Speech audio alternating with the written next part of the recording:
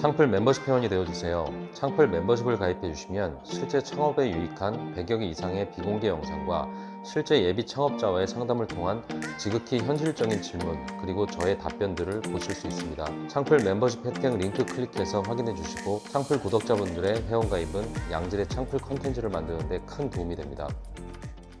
네, 안녕하세요, 창풀직입니다. 오늘 말씀드릴 주제는 지방대 무너지자 초토화된 지역상권이라고 지어봤습니다. 제가 지은 이름은 아니고 어제 뉴스 기사에게 떠서 옛날 생각도 나고 앞으로 창업을 하시는 분들이 어떤 부분을 좀 조심하면 좀 좋을까 이런 생각으로 이번 영상을 좀 만들어 봤습니다. 2003년인가 2004년인가 친한 형님이 그 당시에 충남 공주에서 땅을 상속을 받은 거죠.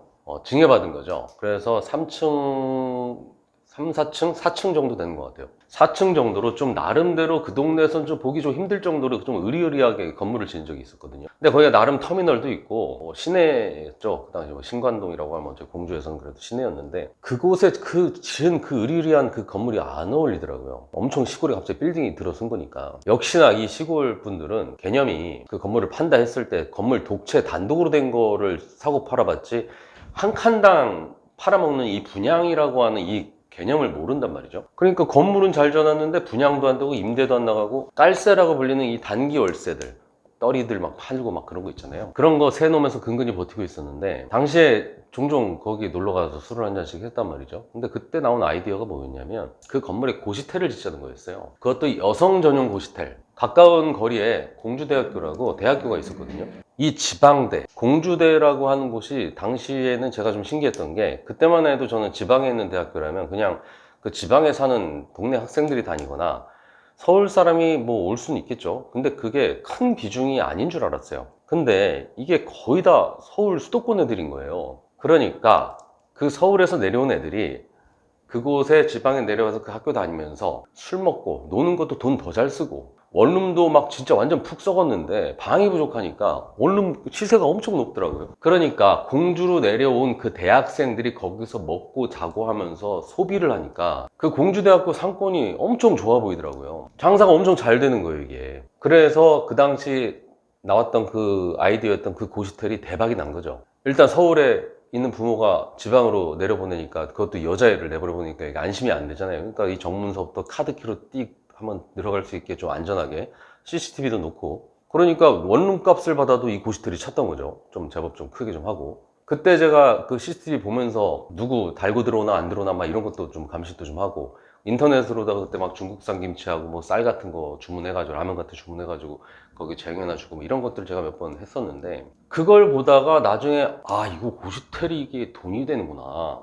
이 고시텔이 이게 다 이 현금 장사고 방학이 돼도 안 빠져요. 왜냐면 그 다른 사람들이 들어올까봐. 그러니까 방학 때는 애들이 있지도 않는데 그 고시텔을 선불값을 내고 또 계속 이어서 가더라고요. 그러니까 이게 돈이 된다 하고 그때 그 회사 형님들하고 저기 지방대를 다녔던 거예요. 근데 예를 들어서 뭐 충북 제천에 있는 세명대학교라고 있어. 근데 거기도 장사가 잘 돼. 근데 다 서울 수도권의 학교를 못 가는 애들이 글로 다 내려와가지고 그러니까 그 지역 술집들이 이게 장사가 엄청 잘 됐던 거죠. 배재대학교라고 대전에 있는 대학교에 내려가서 학교 다니던 애가 있었는데 이게 어려서부터 공부를 못하긴 했어요. 근데 어쨌든 부모 마음이라는 게 그 대학은 또 보내야 된다고 하는 그런 게 있었잖아요. 우리 때만 해도. 그러니까 잘 먹이고 싶고 거기서 또 자기가 직접 밥을 못 해주니까 사 먹는 거라도 잘 먹으라고 막 돈도 팍팍 주고 이러니까 걔는 집에서 있는 것보다 배제대 그 앞에서 사는 게 더 좋았던 거죠. 맨날 술 먹고 요즘이야 막 KTX 이런 게 있으니까 금방금방 다니지 거기 한번 내려가는데도 일이니까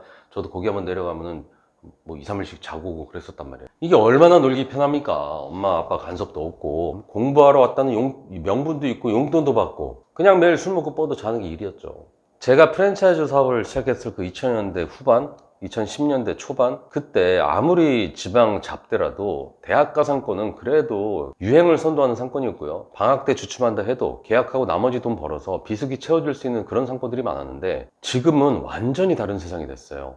현재 대학교라고 하는 회사에서 모집해야 될 고객이 50만 명이랍니다. 근데 현재 고등학교 졸업 예정자가 40만 명이래요. 그 얘기는 고등학교 졸업 예정자 40만 명이 모조리 대학을 가겠다는 강한 의지를 가졌어도 10만 명은 미달이라는 얘기죠. 현실적으로 모집해야 될 곳과 들어갈 수 있는 이 절대적인 수치 자체가 이게 완전히 달라진 거예요. 그러면 어디부터 미달이 되고 어디부터 힘들어질까요? 사실상 대학도 등록금이라고 하는 고객이 주는 돈이 없으면 유지할 수가 없는 장사고, 손님이 없는데 끝까지 버틸 수는 없는 거잖아요. 그래서 지금 급속도로 대학교들이 망해가고 있는데, 특히 지방에 있는 대학교부터 점점 위험한 상황인 거죠. 과거에는 그 많은 대학생들이 살려놨던 상권들도 지금 급속도로 무너지는 상황인 겁니다. 예전에는 어거지로라도 공부 못해서 서울에 있는 대학 못 가는 학생들이 지방으로 가서 원룸도 살고 소비도 하고 술도 먹고 하면서 그 상권을 유지시켰다면, 이제 서울 수도권 학생들 안 내려오고요, 그나마 지방에 있는 학생들마저 서울 수도권으로 올라오게 되는 거죠.